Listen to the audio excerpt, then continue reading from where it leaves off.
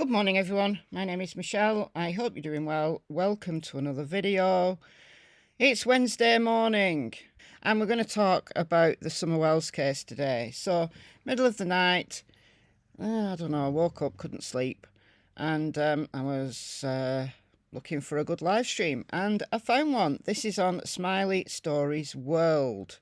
So I didn't watch it live, it happened a few hours before I woke up. And Smiley had Lisa Kay on. Lisa Kay Ruitz, I think is her surname.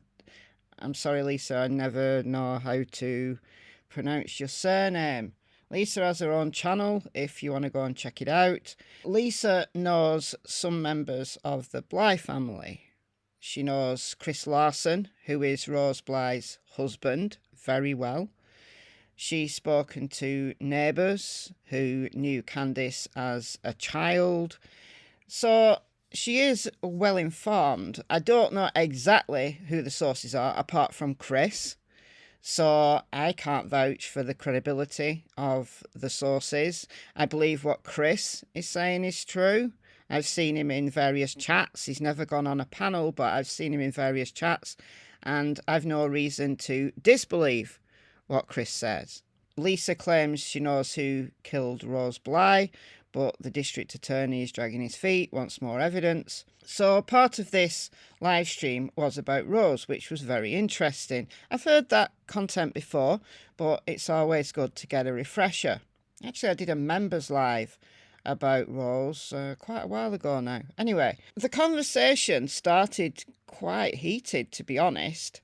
With Smiley saying that she thought Grandma was as blameworthy in relation to the disappearance of Summer Wells and the abuse of all of the children before Summer disappeared and the boys were removed by CPS. And although Lisa said that Candy Hara, Summer's grandma, isn't a particularly nice person, we need to be a little bit more cautious in attributing blame towards Grandma. And Lisa was pretty tight-lipped on the whole thing, but reading between the lines, I think Smiley read between the lines as I did, and we could be completely wrong, that perhaps Grandma has been in contact with the CPS before the children were removed and Summer disappeared, and that one and only media interview that Grandma did with Ansley Daniel from WJHL was not very well received by Candice because she got the story wrong. I mean, she introduced the nap, which lots of us have talked about.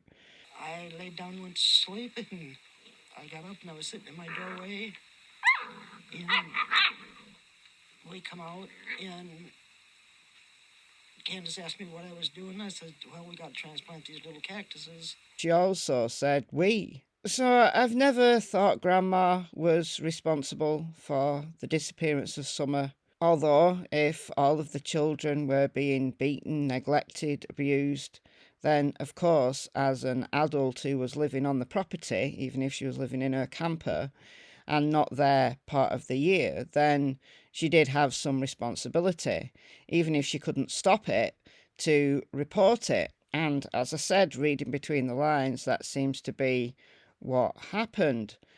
So the conversation started heated, but calmed down, and it was very interesting. And I'm just going to play you a few seconds here from the end of the live when they circle back to talk about Grandma again. So let me play you just a few seconds of this. The link to Smileystorey's World is in the description box. Why didn't Grandma go to CPS before Summer went missing? Why didn't Grandma report to CPS if she knew that hands were being laid on the kitties?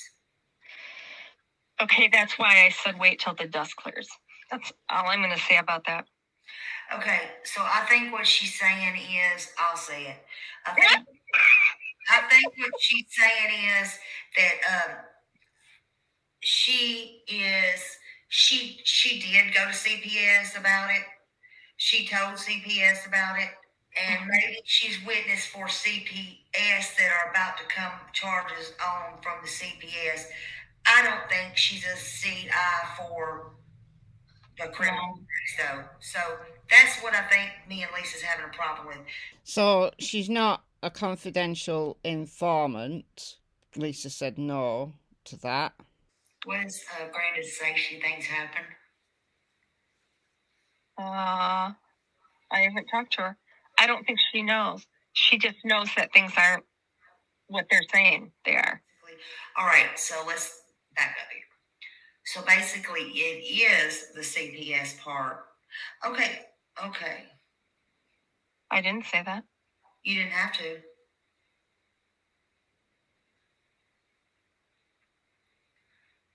You didn't say anything. No. Sure didn't. You sure didn't. She is not a witness or a CI, okay? But when it all comes out in the wash, you'll have probably proof in court because she will be in court. And it'll all come out in the wash that she's done things behind the scenes, like she called CPS, or maybe she didn't call them, but she worked with them and told them this is what happened, XYZ.